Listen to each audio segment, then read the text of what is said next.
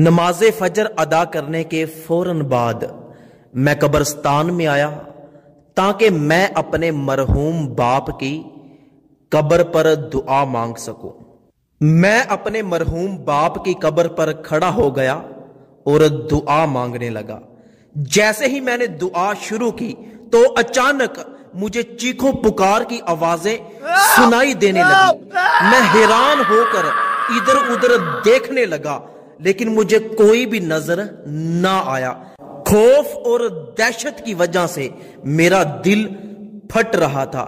مجھے ایسے لگ رہا تھا کہ جیسے چیخوں پکار کی آواز کہیں نزدیک سے ہی آ رہی ہے۔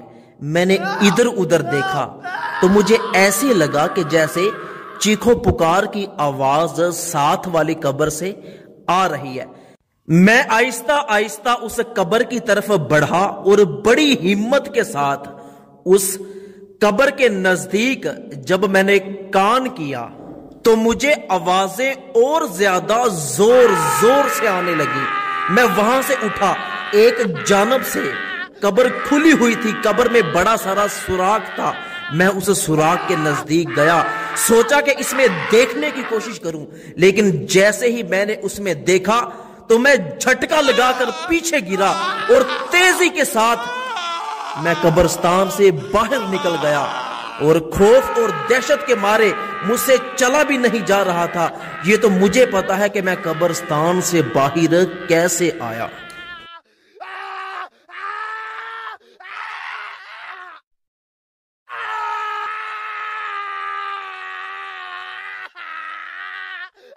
میں جلدی کے ساتھ اپنی موٹر سائیکل کے پاس آیا، موٹر سائیکل پر بیٹھا، موٹر سائیکل کو سٹارٹ کیا اور جلدی کے ساتھ اپنے گاؤں میں چلا گیا۔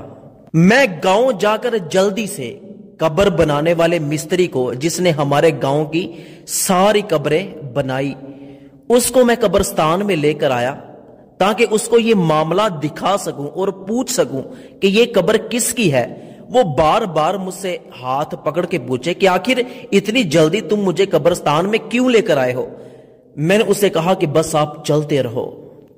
وہ بندہ بڑی حیرانگی کے ساتھ میرے ساتھ چل رہا تھا۔ جب ہم دونوں قبر پر پہنچے تو میں نے کہا کہ ایک منٹ پیچھے رکو۔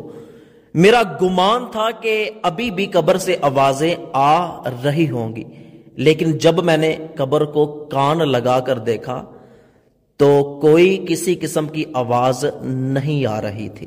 پھر میں نے اس کو بتایا کہ صبح نماز فجر کے بعد میں فوراً قبرستان میں آیا۔ جیسے ہی اپنے باپ کی قبر پر دعا مانگنا شروع کی تو مجھے خوفناک آوازیں آنے لگی۔ میں نے ادھر ادھر دیکھا، کوئی نظر نہیں آیا تو میں اس قبر کی طرف بڑھا تو اس قبر سے مجھے وہ خطرناک اور خوفناک آوازیں آ رہی تھیں۔ کیا آپ جانتے ہیں کہ یہ قبر کس کی ہے؟ اس نے بتایا کہ یہ قبر ہمارے گاؤں کے ایک ٹھیکیدار کی ہے جو بہت ہی ظالم انسان تھا، اور سب سے بڑی بات یہ کہ یہ بندہ سود کا کاروبار کیا کرتا تھا اور لوگوں پہ ظلم کیا کرتا تھا، لوگوں کو سود پر قرض دیا کرتا تھا۔ تو میں سمجھ گیا کہ قبر سے جو آوازیں آ رہی ہیں یہ یقیناً سود کا کاروبار کرنے کی وجہ سے عذاب مل رہا ہے۔